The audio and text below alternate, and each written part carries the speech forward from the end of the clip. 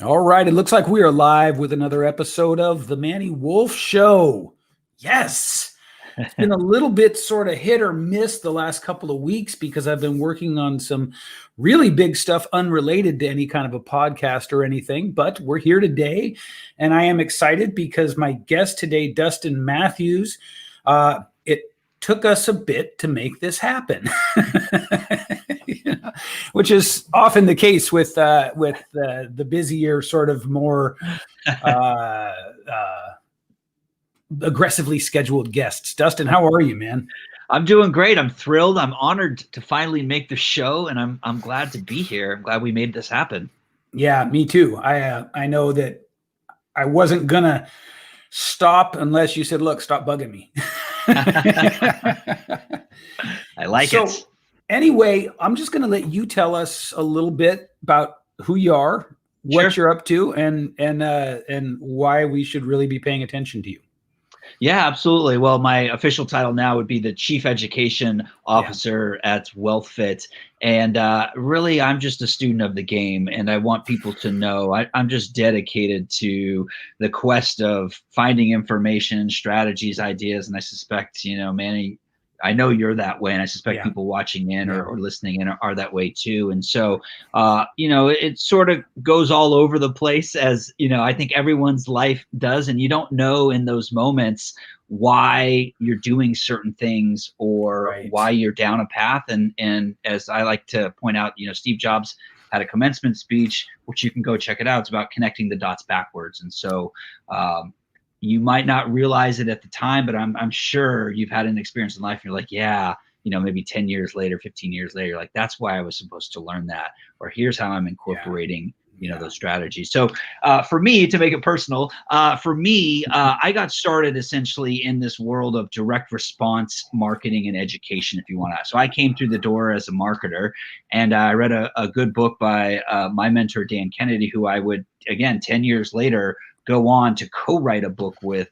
His name is Dan Kennedy. And so he taught me all about marketing. And so I parlayed that into several different businesses, consulting and helping people, because I realized, Manny, very early on, if we can put words on paper, or in a podcast or in a video, but basically everything is driven by the power of copy, the power of words. If we can use words to motivate people, it doesn't matter what industry. You could be a speaker, you could be in wealth management, you could be running a charity, a nonprofit. But at the end of the day, all of us, especially with kids, as I'm realizing now, I got 3 of them, we have to get people into action in some way. And Manny, I'm not talking manipulation or NLP or all the nefarious things that people think instantly when I say something like that. But it's like, how can you put together a message, a story that gets people to do an action that you want them to do? And hopefully it's altruistic. I suspect if you're here on Manny's show, listening in, tuning in, you are that person. And so that's where I cut my teeth and kind of bounced around and did a lot of different things. To kind of shorten this, one of my greatest fears in life, and I think it's funny that I'm on the show talking about this, was public speaking.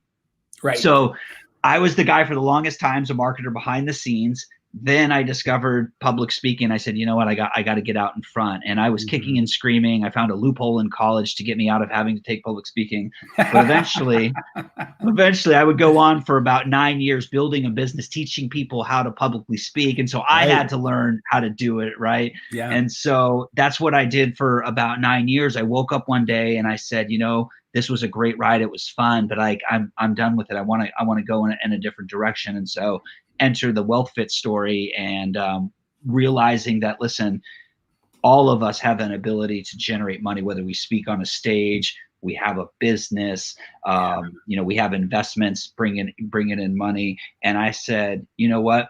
I want to get better at the money, because I want to position myself and my family so that I can have more reoccurring income streams, so that, later on I can do what I want. Or maybe that's you now, and you're in a job that you hate and you want to go build that business, but you don't see the bridge. And so that's why I got excited about what I'm doing now, which is WealthFit, which is online education about creating wealth. So tell us a little bit about the company that did you build it or co-found it? It was Which one? Well, the public speaking one, I want to do a big reveal here because now look, you and I both know that as of a couple of years ago, let's say San Diego, for instance. Yeah. You could not go to San Diego downtown and throw a rock without hitting 3 public speaking coaches. You know what I mean? It would skim off one, the other, and the other. And the truth of the matter is, most of them, based on my anecdotal research, but serious anecdotal research, were people who spoke and then made the false equivalency that they can now teach it. There was, and I imagine there ever shall be a lot of really bad speaker training out there. Yeah. Because there's that old axiom that doctors like to use, those who can't do teach. Well, in the world of coaching, it's a little bit of a twist. It's like, just because you can do doesn't mean you can teach. You should do, right? Yeah. So what was the speaking, the business that you built? It was a business called Speaking Empire. And, quite frankly, Manny, I was never the one that wanted to get into that business. See, I had the passion of showing people how to market. And so I had a partner in the business, and that person was more the front man. That was more the person that you would go to for speaking coaching. Now, we realize, in any business, no matter if you're a podcaster, if you're a speaker, or, insert your favorite, your business here. It's more than the craft that you do. Like a plumber, just because you know the craft of plumbing doesn't make you a successful business person. It may keep you in a job and you may be your own boss, but you got to understand the marketing. So that's always been my passion. How can we put words on something in an email, a video sales letter, newspaper? Back in the day, I used to do that in radio, and get someone to take action. So it was always my passion to show people, how do you build your audience? And so I partnered with somebody that was the expert and co-founded it. We were sitting on the dock in Tampa, and I had left the real estate investing education business and was kind of finding my next opportunity. And then my partner to be, he actually was on the verge of bankruptcy. He needed to reinvent himself. And so he's an incredible salesperson. He knew that I knew how to build an audience. And so it was a match made in heaven. And so essentially we said, I remember this, we're sitting at the dock and he says to me, we should do a seminar. And I'm like, okay, that makes sense. Get people in a room, make an offer, right? Sure. Get an audience, make an offer. It's pretty straightforward. And I'm like, okay, great. Let's do this in 6 months. And he's like, no, you don't understand. Like, I really could use the cash. And I'm like, well, I like money too. Okay, I like your thinking. I'll go with this. All right, let's do it in 3 months. And he's like, you don't understand. And so like a horrible negotiation where I'm getting nothing and he's getting everything. We essentially settled in on like 35 days, just over 30 days. Yeah. And so what I did was I used marketing. I used postcards to fill a room. And we got 90 speakers in a room, and we did a seminar, and we did it all wrong, but we made an offer and we got someone to take that offer, and Speaking Empire was born at that point. Yeah. That's super cool. Now, for those of you that don't know, Speaking Empire went on to be very successful. It went on to be, in my view, iconic in the industry too. And so I think both of those are really cool because you didn't just cobble together another shop. Yeah. You guys really made something that other people aspire to, that other people emulate, and that other people maybe even try to push against in their own marketing, which is, of course, as you know, a huge sign of respect, right? Sure. Yeah. If you're the one that people are saying they have the thing that is the opposite of, that's a good sign. So, but you have since exited. Mm-hmm.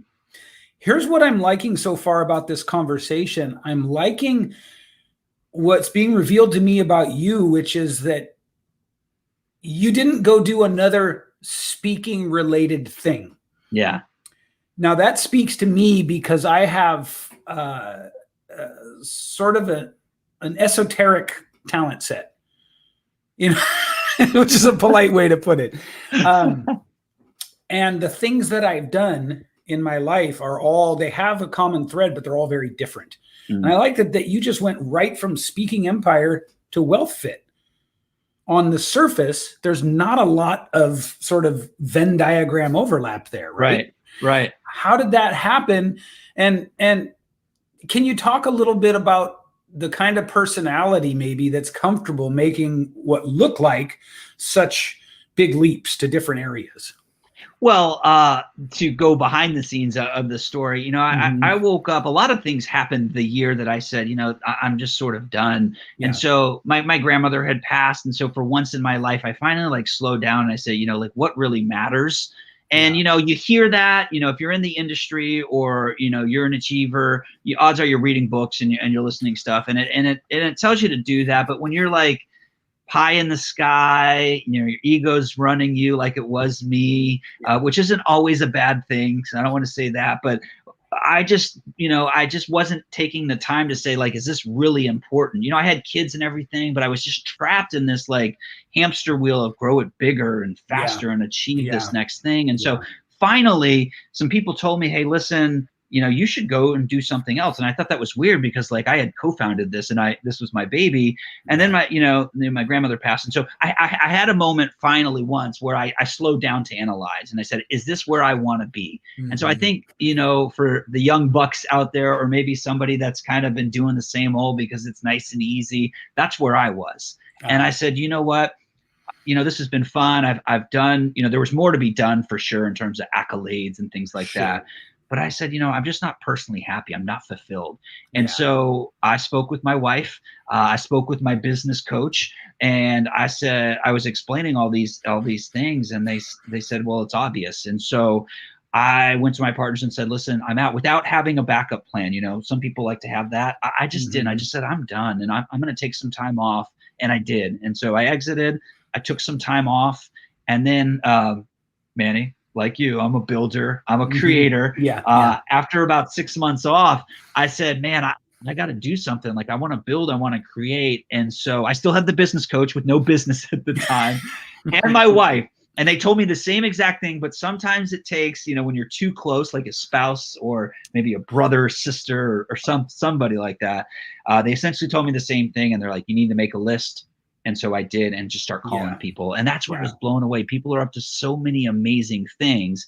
And so I talked to my partners at WealthFit. They had gotten a head start on it. And they said, listen, we need a third guy to come in and run the studio, run the education piece in San Diego. And I'm like, I don't know. I'm not moving. I love Florida. And eventually, they won out. And so I moved the family to San Diego and got behind WealthFit. So quickly, what is WealthFit? I mean, it would be doing ourselves a disservice if we didn't cover that. Easy. I'll just make it real easy. It's the Netflix of wealth education online. That's it. So you want to learn how to invest in stocks, you want a tax strategy, you want to understand investing in real estate, or maybe you want to start an Amazon business. Our dream, our desire was to put it all in one place, because you're not just, Manny, you're not just a speaker. You're not just a podcaster. You're not just this, and so in the investing and the wealth mindset sort of arena, that circle, you grow. And so maybe you start off as a stock investor and you're like, okay, good. I'm winning here. Let's diversify now. Maybe I want to do some Bitcoin, or maybe I want to do some gold. And so the thought was like, you come to one place to get high-level education on each of these as you grow. And so WealthFit is that, an online site. Some people call this like the masterclass of wealth education, or the Udemy. That's what we are. So I want to point out that you said eye level and not high level. I think that's really important. I want you to know I'm feeling that in the deep, deep way, because just in general in the teaching space, there's so much high level without eye level.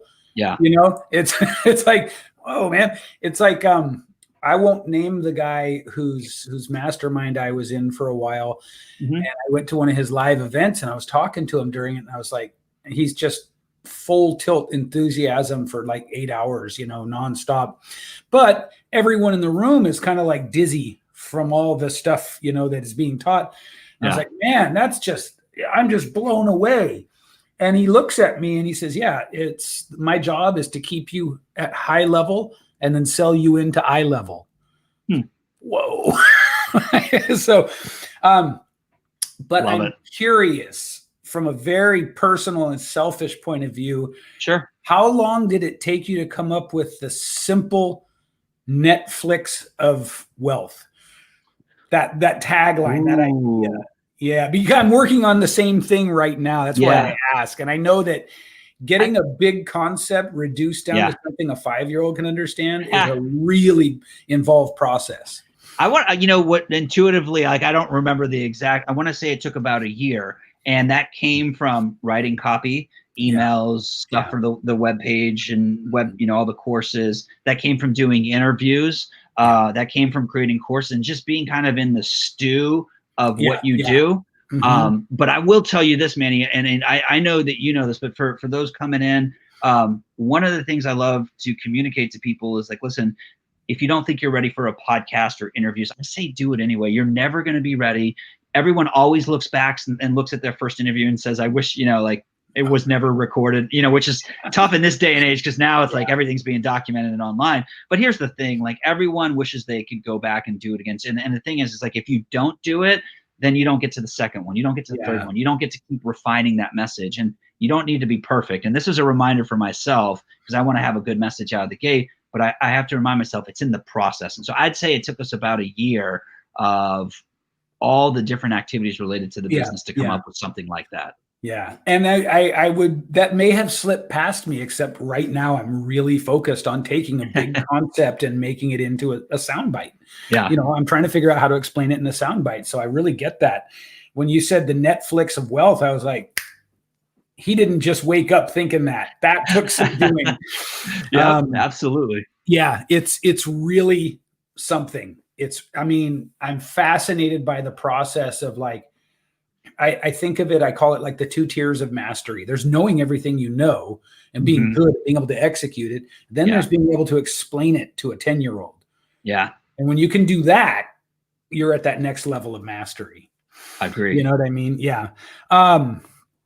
So how's WealthFit going? Because that's a fascinating idea. And I think maybe before you answer that, let's I'm just going to expand a little bit. Like if you're in the game, you need to approach your wealth literacy the same way you approach your marketing, the same way you approach your skill development. Like it's in this day and age, more than maybe any other time in history, it is reckless to not start learning that stuff. Yes. You know, it is detrimental to one's health. Absolutely. One of the things, having been in, let's talk about the speaking education business or just, you know, seminar world. One of the things that I saw very early, and I got my start in real estate education. So I saw a lot of real estate trainers, then I started expanding out. And so one of the great things about this particular world is you can generate a lot of money. You know, when you can do live events, it's not uncommon for people to do $1 million weekends, right? Heck, even $500,000 or 6-figure weekends, right? No matter, you know, what level you're at, depending on size and scope. And so there's a lot of opportunity to make some money in this business, but also it's kind of seducing in that way. It's kind of misleading because you sometimes, and I did this a lot, I knew I could make a lot of money. So I spent a lot of money, whether that was personally, whether that was on marketing activities or just investing in things. And so what ends up happening was you just keep chasing that next high, whether that's an event or a webinar or, you know, some big income event, you know, in retail, just to show you a different example, you know, sometimes in the retail season, you know, you're going to have different seasons, right? You know, a gym membership, they sell a lot in January. So a lot of people bank on that, right? But then what if a pandemic hits, right? Or what if something crazy happens, right? So what I would tell you is I recognize that I had not done it enough. I wish I had put more time. I was just thinking about it. If I had bought a rental property every year for the 9 years that I was at that previous company, I'd have 9 rental properties. Right now I have 2. Yeah. I have 2. And that's a game. Like 2 to 9 is, you know, I'm not going to retire off of that, but it's going to set me up and it's going to make cash flow nice. And it's going to give me some flexibility in the next business I build. So I 100% agree with you. And it's the thing, like I heard it a lot, you know, and I knew it too. I'm like, wow, that person made a lot of money and then they were bankrupt in a year. Like I had seen it, I had lived it, I had experienced it, but I just didn't do it because it wasn't as exciting and fun. And Manny, 100%. And so I don't want to beat a dead horse because some people will hear it and some people won't. You know, like when you're ready, you're going to hear it. But it is the truth. And so getting getting behind WealthFit, getting and putting the effort into it, it was also the thing that I was going to learn. And so I was in a unique situation where I could take my skill sets that I acquired in business building. And I said, listen, I'm going to put myself in this environment because I want to get better. I want to learn from the top stock trainer. I want to learn from the top real estate investor and blah, blah, blah, blah, blah. And so that's what I did. And so by osmosis, I got to do that. And so if people have that opportunity, I just want to encourage them to do it. Not everyone's in that spot, but if you can find a way to get paid to learn the thing that you want to learn and grow, man, by all means, do it. It's going to hold you accountable. You get there a whole lot quicker. One of the things that I'm getting from this conversation so far that's indirect but really fascinating is you have, I think, a very high willingness to take some big chances, to really go with your gut on things, right? I mean, it's something a lot of people give lip service to, but you didn't just give lip service to it. You're like, I want to learn about finances. And so I'm going to not just go to Udemy. I'm not going to just, you know what I mean? I'm not going to hire a coach. I'm just going to jump all the way in here because I know that what'll happen is I'll learn from it. There's a risk tolerance here that I think makes a good entrepreneur, right? You know what I mean? Yeah. Yeah. And every time we've talked, your energy is it's ebullient. You're very happy. You know, every time I communicate with you, there's a real sort of like, well, let me say this. Would you say it's fair to say that you bring like a childlike curiosity and excitement to things? 100%. Absolutely. Yeah, I really get that from you. I really get that from you. And I think that's really cool because the sort of the iconic person in our space is a little hardcore. You know what I mean? Is a little bit like ruthlessly focused and all this stuff. But mostly it's what I'm really like kind of keying on to and liking is there's a freedom. There's a freedom in your approach, I think. Yeah. Now, can you talk about that? Is that something you're aware of? Well, I 100% know to be curious. Like I don't know if it's a personal trait, but I just know like when you're curious, like I often say this, I say, you don't have to be the best in the world at what you do right now, or maybe even ever. But if you're just curious, whereas like the person with the oversized ego that feels they are the best in the world, they are like, oh, I already know that. And that's the worst spot you can be in if you're trying to learn something. And so, you know, maybe you're not good at analytics, maybe you're not good at accounting, but if you just have the curiosity of like, oh, I wonder if we did this, or what if we looked at it this way, or hey, what if I could write this, or how could I write this off, right? Maybe traveling could be written off because I'm going to check out a seminar room, or I'm going to check out some business. And so when you bring that curiosity, it helps you big time in life. The other thing, Manny, I think that kind of triggered in my head, at least when you were asking it, was this idea of reinventing yourself on a clock. And so the big mistake that I made, and I hope someone, you know, is listening that will benefit from this. The big mistake I made was I went 9 years before I woke up and had this epiphany. And I asked myself, do I want to be on this path? Am I happy? And I just did it because I thought it, and it was easy, right? I had a business, it was spitting out money.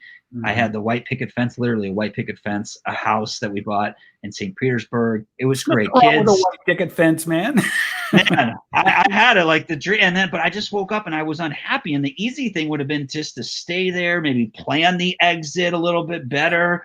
But I knew I had passed it. And so what I want to encourage people to do is I have an app on my phone. I forget the name of it now, but it's a countdown timer. It may even be called Countdowns for the iPhone.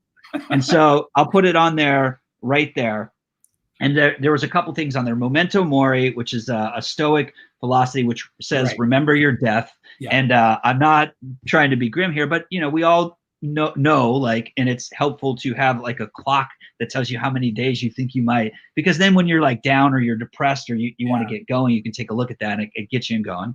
But one of the other clocks that I have on there is reinventing myself. Now, that doesn't mean I'm going to exit a business. It doesn't mean that I'm going to, completely leave a place geographically. I just don't want to be in that same spot where I was at that previous business and I didn't ask myself. So it's that reminder. Yeah. What am I going to do? What's my commitment? If I jump into an opportunity, how much time am I going to be heads down committed to it before I might say, is this really, should I bail? Should I go on to the next thing? Should I sell it? That sort of thing. And so that was triggered in me. I think people should be thinking about, okay, I'm going to give this 3 years. I'm going to give this 5 years. And if it doesn't work out or whatever the time is, then move on. Or at least ask yourself, do I want to continue this for another X year or 2 years? Yeah. So what appeals to me about this is it flies in the face of this sort of, one of the sacred cows I find myself wanting to skewer all the time is the idea that somehow, even at a young age, we're supposed to know our mission, our purpose. Mm-hmm. It really bugs me because it really puts a lot of people behind the 8 ball, right? Yeah. Now, I could be wrong here, but it sounds to me like you had interesting work, an interesting partner, and money mm-hmm. started coming. So you stuck with it. You built it. You then realized this isn't the passion, which is a totally viable, and in fact, I would argue a better course to take than sort of navel gazing, like Gen X navel gazing until you figure out what your passion is. Right. Which the idea that we should know our life purpose and passion in our 20s or 30s is kind of insane. Yeah. Right? Because we haven't done enough. We haven't tasted enough from the buffet of life. You know what I mean? Oh, true. Yeah. And so a friend of mine and mentor, Mark Lack, just put out a great video talking about just this. He was saying, don't rely just on your passion. Figure out what you can do to serve the market and make money.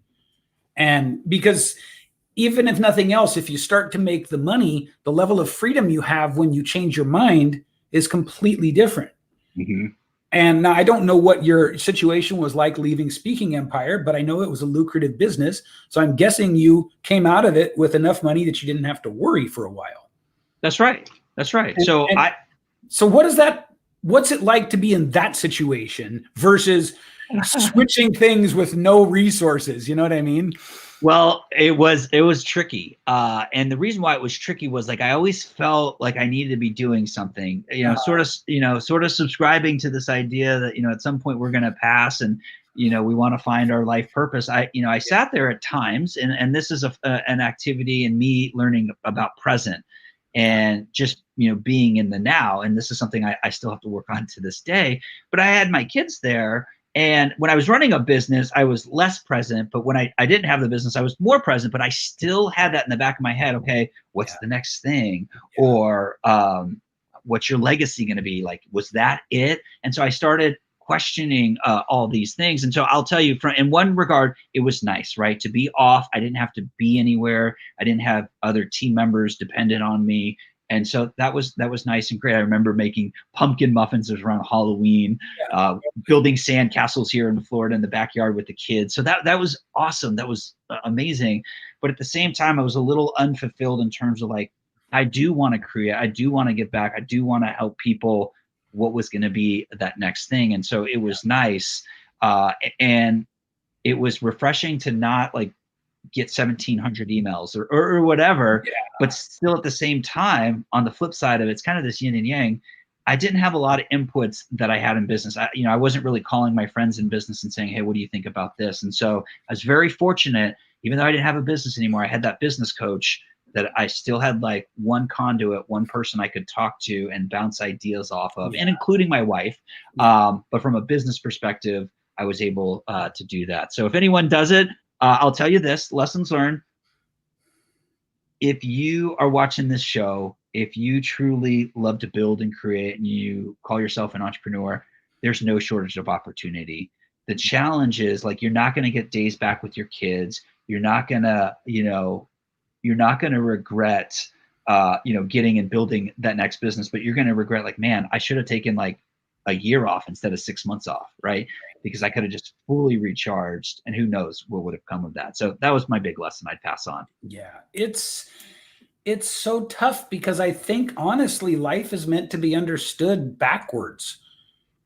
Yes. A la Steve Jobs, right? Connecting the dots in reverse. I really feel like there's a sort of something sewn into the narrative that we entrepreneurs all tend to subscribe to, that's like we've got to somehow be like Magellan, except that we know where we're going every step of the way. Right. Which just seems impossible to me. Yeah. I really, and I didn't have a sense of this like I do now, but I really value what I perceive as your ability to build meaningful things. And I define meaningful in this context as being able to have a concrete representation in the world of your creativity and your ideas that generates income. Yeah. That's meaningful to me. You serve people, and that's wonderful, but I've done the serving people with no money, and it's brutal. Me too. Yeah. And so the serving people that generates money, by far the preferred of the two, way better. But I think a lot of this for me is hitting me on a personal level, because I've sort of like had one big idea and then another and then another. And only later in life have my big ideas started to generate enough money for me that I can then kind of go, oh, if I exit this idea, I'm going to be at least okay enough to build the next one. And so I guess what I'm trying to do here is put a message out there through this conversation for those of us that are like this. And even within the sort of anyone who's a hustler sort of vibe of the entrepreneurial camp, there's still those of us that are like this, who don't feel like we quite fit in because we're not just being a coach that teaches this, or being, being a service provider, or building this one thing for our whole lives. Like there's still that mythology that I would like to dispel, because I don't fit into it. You know what I mean? Yeah. Yeah. So yeah, I guess this has been in a way, a surprising way. This has been very kind of like, it speaks directly to me. Getting to know more about your story is speaking directly to me, which is really cool.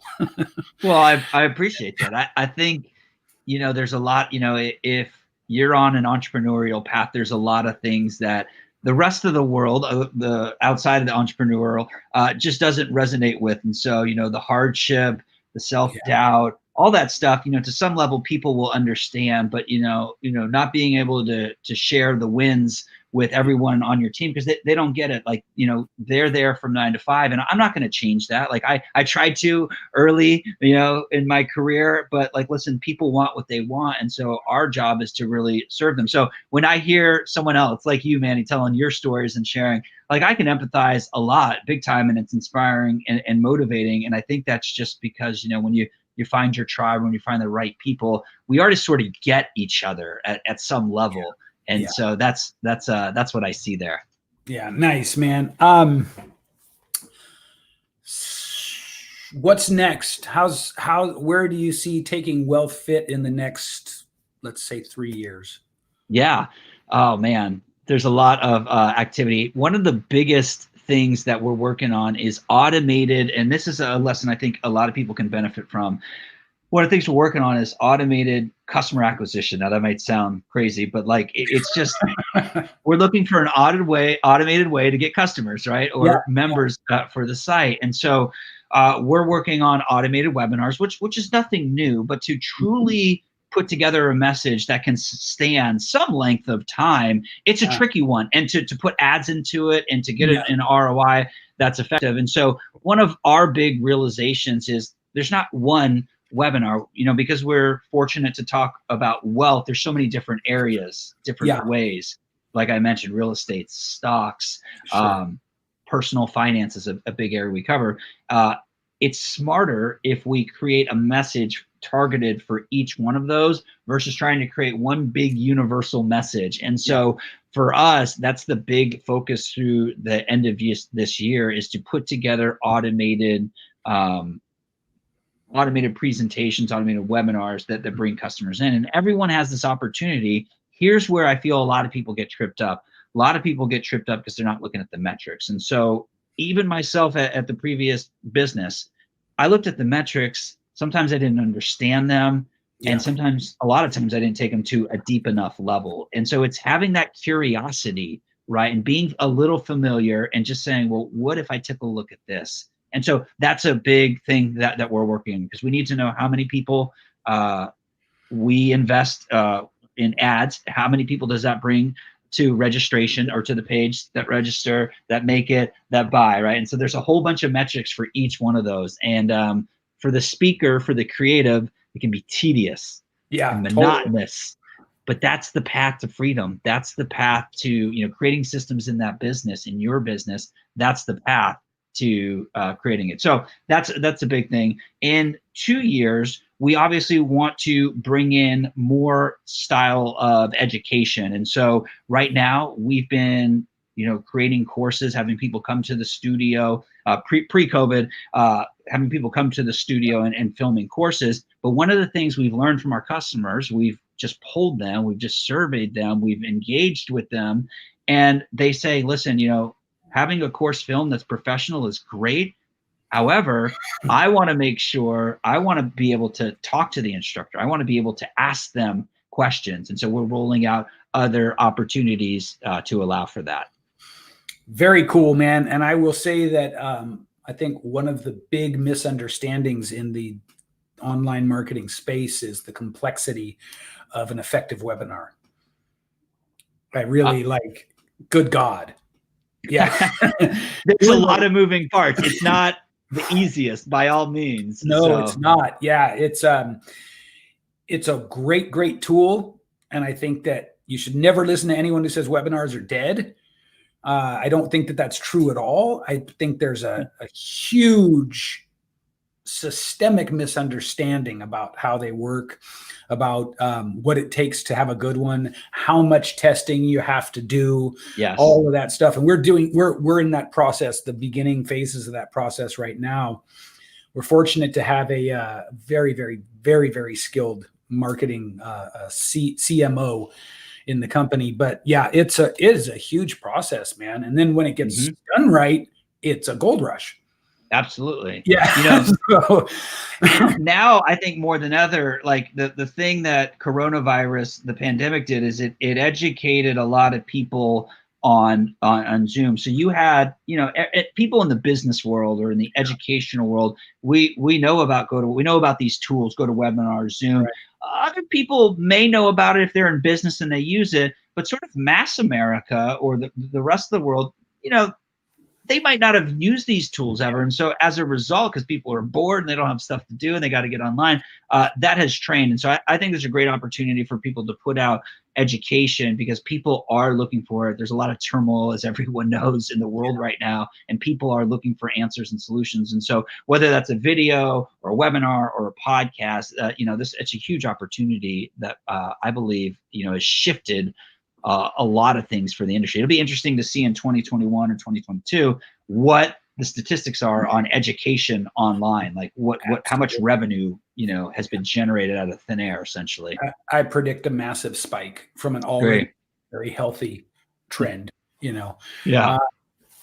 Been an absolute pleasure, Dustin. Absolute pleasure, my friend. I think we got more out of 40 minutes than many of the interviews I do that go over an hour. Cool. You want to send people to WealthFit, let them know where to find it or find you? Yeah, sure. A couple things. If folks are interested to connect with me, they can do so at DustinMatthews.com. And I'll tell you, it's the unique way of spelling Matthews with one T. Yeah. The unique way. And then and there's links to all of the stuff that I'm involved in. And then also at WealthFit, if you want to check out WealthFit, you can go to wealthfit.com. We have a free course available for you. It's the Foundations of 101. You can go ahead and check that out. I think it's wealthfit.com/Dustin. We'll send you to that free course. Otherwise, you got to hunt for it. So wealthfit.com/Dustin, I think, sends you to that free course that will get you in, and you can kind of poke around and see what's going on there. So, man, I just want to say thank you big time for having me on the show. It's always a pleasure to be able to perpetuate a message. And so I think those that have platforms are the ones that are doing the greatest service. So thank you, sir. And thank you, man. All right. With that, we are out. Can you stick around in the green room for a minute? Of course. Perfect.